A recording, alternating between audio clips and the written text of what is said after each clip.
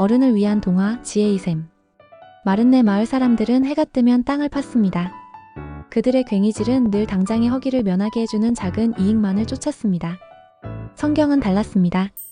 그녀는 괭이 대신 낡은 지도를 들고 마을의 경계를 걸었습니다.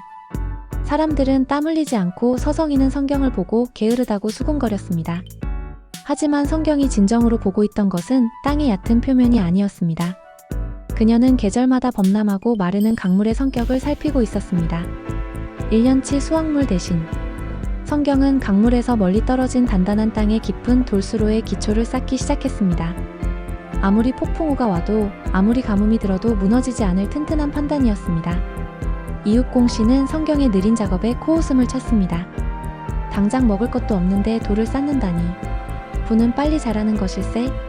공씨는 강가 가장자리에 물이 마르기 전에 빨리 자랄 잎채소를 잔뜩 심었습니다. 예측대로 긴 가뭄이 찾아왔습니다. 뜨거운 태양이 마른네 마을을 집어삼켰습니다. 공씨가 심었던 잎채소는 하루 만에 시들었고 마을 사람들은 절망했습니다. 공씨는 여전히 돌만 쌓고 있는 성경에게 따져 물었습니다. 당신의 지혜라는 것이 결국 아무 소용이 없지 않죠? 성경은 고개를 들었습니다. 부는 눈에 보이는 물이 아니라 깊은 곳에 스며든 물을 끌어올리는 인내입니다.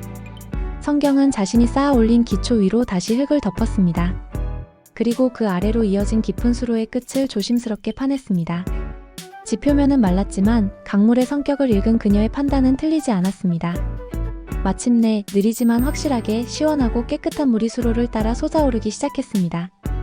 이는 찰나의 이익이 아닌 1년 전부터 내다본 지혜의 결과물이었습니다. 성경은 이 물로 자신이 몇 달 전 심어두었던 가뭄에 강한 특수 씨앗에 물을 주었습니다. 마을 사람들은 비로소 성경의 쓸데없는 노력이 사실은 가장 현명하고 귀한 투자였음을 깨달았습니다. 수년 후 마른네 마을은 성경이 심었던 나무들이 가득한 풍요로운 과수원이 되었습니다. 그녀의 지혜는 물질적 부뿐만 아니라 모든 이에게 평온함과 미래를 가르치는 정신적 풍요로 이어졌습니다.